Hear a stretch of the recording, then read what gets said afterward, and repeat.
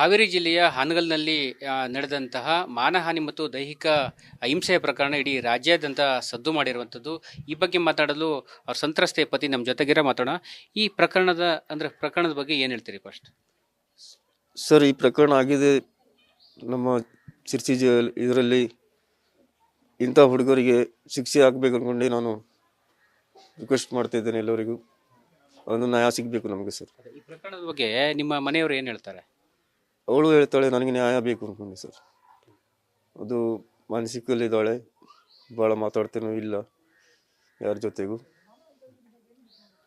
ಅದಕ್ಕೆ ಅವಳಿಗೆ ನ್ಯಾಯ ಸಿಗಬೇಕು ಅಂದ್ಕೊಂಡು ನಾವು ನಮ್ಮ ಮೇಲೆ ಎಲ್ಲರಿಗೂ ಹೇಳ್ತಿದ್ದೇನೆ. ಇವರಿಗೆ ತೊಂದರೆ ಕೊಟ್ಟವರೆಲ್ಲ ಪರಿಚಯದವರ ಅಥವಾ ಬೇರೆ ಊರಿನವರ ಅಥವಾ ಹೇಗೆ ಏನು? ಸರ್, ಅವರು ಯಾರು ನಮ್ಮ ಪರಿಚಯದವರು ಇಲ್ಲ ಸರ್. ಅವ್ರಿಗಿಂದೇ ಮಂದಿ ಕೊಟ್ಟಿದ್ದು. ಅದು ಬಿಟ್ಟರೆ ಮತ್ತು ನಮ್ಮ ಜನ, ಊರು ಜನ ಇರಲಿ, ನಮ್ಮ ಕಮಿಟಿ ಜನ ಇರಲಿ, ಯಾರೂ ಬಂದು ನಮಗೆ ತೊಂದರೆ ಕೊಡಲಿಲ್ಲ. ಈಗ ಈ ಪ್ರಕರಣಕ್ಕೆ ಸಂಬಂಧಪಟ್ಟಂತೆ ಈಗ ಬೇರೆ ಬೇರೆ ರಾಜಕೀಯ ತಿರುವು ಪಡ್ಕೊಳ್ತಾ ಇದೆ. ಈಗ BJP ಮತ್ತು ಕಾಂಗ್ರೆಸ್ ಸರ್ಕಾರ ಮತ್ತು ಪ್ರತಿಪಕ್ಷದವರೆಲ್ಲ ಒಂದು ರೀತಿ ಈ ಪ್ರಕರಣವನ್ನು ರಾಜಕೀಯವಾಗಿ ಬಳಸ್ಕೊಳ್ತಾ ಇರುವಂಥದ್ದು. ಇದ್ರ ಬಗ್ಗೆ ಏನು ಹೇಳ್ತೀರಿ? ಸರ್, ಅವ್ರು ಬರಲಿ, ಅವರು ಎಲ್ಲ ದೊಡ್ಡ ನಮ್ಮ ರಾಜಕೀಯವರು ಬಂದು ನನ್ನ ಹೆಂಡತಿಗೆ ಸಹಾಯ ಮಾಡಬೇಕು ಅಂದ್ಕೊಂಡು ನಾನು ರಿಕ್ವೆಸ್ಟ್ ಮಾಡ್ತಾ ಇದ್ದೇನೆ. ಅಂದರೆ ನಿಜವಾದ ಆರೋಪಿಗಳನ್ನು ತಪ್ಪಿಸ್ತಾ ಇದ್ದಾರೆ ಎಂಬ ಮಾತುಗಳನ್ನು ನಿಮ್ಮ ಮನೆಯವರು ಕೂಡ ಹೇಳಿದರು. ಇದ್ರ ಬಗ್ಗೆ ಏನು ಹೇಳ್ತೀರಿ? ಸರ್, ಅವಳು ಕಣ್ಣಾರೆ ನೋಡಿದಾಳೆ ಎಷ್ಟು ಆರೋಪಿ ಇದ್ದಾರೆ ಎಷ್ಟು ಇಲ್ಲ ಅಂದ್ಕೊಂಡು. ಅವಳು ನಿನ್ನೆ ತಂದಿದ್ದ ಹುಡುಗರು ತೋರಿಸಿದ್ದು ಫೋಟೋ ಇಲ್ಲ ಅಂದ್ಕೊಂಡು ಹೇಳಿದ್ದು ಅಂತೆ. ಇವತ್ತು ಅದೇನು ಮಾತು ನಿನ್ನೆ ಹೇಳಿದ್ದವರು. ಮತ್ತು ಇವತ್ತೇ 2 ಹುಡುಗರು ಹೌದು ಅಂದ್ಕೊಂಡು ಹೇಳಿದಾಳೆ ಇವತ್ತು ತಂದಿದ್ದು. ಈಗ CM ಅವರು ಕೂಡ ಇವತ್ತು ಹಾವೇರಿಗೆ ಭೇಟಿ ಕೊಡ್ತಾ ಇದ್ದಾರೆ. ಇದಕ್ಕೆ ಸಂಬಂಧಪಟ್ಟಂತೆ ಏನಾದ್ರು ನಿಮಗೆ ಭೇಟಿ ಕೊಟ್ಟಿದ್ರಾ? CM ಅವರು ಭೇಟಿ ಮಾಡ್ಲಿಕ್ಕೆ ಏನಾದ್ರು ಬರ್ಲಿಕ್ಕೆ ಹೇಳಿದ್ರ, ಆಹ್ವಾನ ಮಾಡಿದ್ರ ನಿಮ್ಗೆ? ಸರ್, ನಮಗೆ ಅದ್ರ ಬಗ್ಗೆ ಗೊತ್ತಿಲ್ಲ ಸರ್. ನಾನು ನನ್ನ ಹೆಂಡತಿ ಜೊತೆ ಇದ್ದೆ, ಅವಳಿಗೆ ಆರಾಮಿಲ್ಲ, ಅವಳ ಜೊತೆ ಇದ್ದೆ. ಬಟ್ ನಮ್ಮ ಹೆಂಡತಿ ತಮ್ಮ ಅಣ್ಣವರಿಗೆ ಏನಾದರೂ ಮಾಹಿತಿ ಇರ್ಬೋದು, ಅದ್ರ ಬಗ್ಗೆ ನನಗೆ ಗೊತ್ತಿಲ್ಲ ಸರ್. ರಾಜಕೀಯದವರು ಈ ಪ್ರಕರಣ ಬಳಸೋದ್ರ ಬಗ್ಗೆ ಏನು ಹೇಳ್ತೀರಿ ನೀವು? ಸರಿ ಅಂತ ಹೇಳ್ತೀರಾ?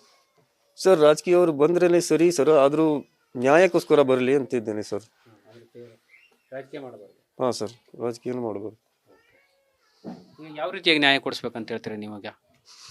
ಸರ್, ಅವರಿಗೆ ನ್ಯಾಯ ಶಿಕ್ಷೆ ಏನು ಬರ್ತದೆ ಅದು ಕೊಡಿಸಿ ಸರ್. ಹಾಂ ಸರ್, ಆರೋಪಿಯವರಿಗೆ ಶಿಕ್ಷೆ ಆಗಬೇಕು. ಈಗ ಈ ಪ್ರಕರಣದಲ್ಲಿ ಆರೋಪಿಗಳು ತಮಗೆ ಅಂದರೆ ಪ್ರಕರಣವನ್ನು ಮಾಡೋದು ಬೇಡ, ಹೊರಗೆ ತಡೋದು ಬೇಡ, ತಾವು ಇಷ್ಟು ಹಣ ಕೊಡ್ತೀವಿ ಅಂತ ಆಮಿಷ ಒಡ್ಡಿದ್ದಾರೆ ಅಂತೇಳಿ ಒಂದು ಮಾತು ಕೇಳಿ ಬರ್ತಾ ಇದೆ. ಏನು ಹೇಳ್ತೀರಿ? ಹೌದಾ? ಇಲ್ಲ ಸರ್, ಅವರೇನು ಹೇಳಿಲ್ಲ. ಹಣ ಕೊಡ್ತೀವಿ ಕೇಸು ಮಾತಾಡಿ. ಇಲ್ಲ ಸರ್, ಅವರೇನು ಹೇಳಿಲ್ಲ. ಇಲ್ಲ ಇಲ್ಲ. ಈ ಆರೋಪಿಗಳು ಯಾವ ರೀತಿಯಾಗಿ ಶಿಕ್ಷೆ ಆಗಬೇಕು ಹೇಳ್ತೀರಿ ನೀವು? ಪತಿಯಾಗಿ ಯಾವ ರೀತಿಯಾಗಿ ಶಿಕ್ಷೆ ಆಗಬೇಕು ಅವ್ರಿಗೆ ಅಂತೇಳಿ? ಸರ್, ಇಂಥ ರೇಪ್ ಕೇಸಿಗೆ ನಮ್ಮ ಕಾನೂನು ಎಂಥದ್ದು ಮುಂಚೆಯಿಂದ ಶಿಕ್ಷೆ ಕೊಡ್ತಾ ಇದ್ರು ಅಂಥದ್ದೇ ಶಿಕ್ಷೆ ಆ ಹುಡುಗರಿಗೆ ಆಗಬೇಕು ಸರ್. ಮತ್ತು ಈ ರೀತಿ ಘಟನೆಗಳು ನಡೆದಬಾರ್ದು ಸಮಾಜದಲ್ಲಿ. ಹಾಂ, ಮತ್ತು ಇಂಥ ಘಟನೆ ನಡಿಬಾರ್ದು ಸಮಾಜದಲ್ಲಿ. ಈಗೇನು ನಿಮ್ಮ ಊರಿನಲ್ಲಿ ಯಾವ ರೀತಿ ವಾತಾವರಣ ಇದೆ? ನಿಮ್ಮ ಬಗ್ಗೆ ಏನಾದರೂ ಇದು ಮಾಡ್ತಾರಾ? ನಿಮ್ಮನ್ನು ದೂರ ಇಡುವಂಥ ಪ್ರಯತ್ನ ಆ ರೀತಿ ಮಾಡಿದಾರಾ? ಇಲ್ಲ ಸರ್, ಅಂಥದ್ದೇನು ಮಾಡಲಿಲ್ಲ. ನಮ್ಮ ಊರು ಜನ ಎಲ್ಲ ಅಂಥದ್ದೇನು ಮಾಡಲಿಲ್ಲ. ನಮಗೆ ಸಪೋರ್ಟ್ ಕೊಡ್ತಿದ್ದಾರೆ. ನಮ್ಮ ಊರು ಜನ ನಮಗೆ ಸಪೋರ್ಟ್ ಕೊಡ್ತಿದ್ದಾರೆ. ಇದು ಸಂತ್ರಸ್ತೆ ಪತಿ ಹೇಳುವಂಥ ಮಾತು. ಒಟ್ಟಿನಲ್ಲಿ ಪ್ರಕರಣಕ್ಕೆ ಸಂಬಂಧಪಟ್ಟಂತೆ ಯಾರ್ಯಾರು ಆರೋಪಿಗಳಿದ್ದಾರೆ ಅವರಿಗೆ ಶಿಕ್ಷೆ ಆಗಬೇಕು ಮತ್ತು ನಮ್ಮ ಕುಟುಂಬಕ್ಕೆ ನ್ಯಾಯ ನೀಡಬೇಕೆಂಬ ಮಾತುಗಳನ್ನು ಅವರ ಪತಿ ಹೇಳ್ತಾ ಇರುವಂಥದ್ದು. ಕ್ಯಾಮ್ರಾ ಪರ್ಸನ್ ಕಿಶನ್ ಗುರು ಜೊತೆ ನಾನು ಶೇಷಗಿರಿ ಮುಂಡಳ್ಳಿ, ರಿಪಬ್ಲಿಕ್ ಕನ್ನಡ, ಶಿರ್ಸಿ.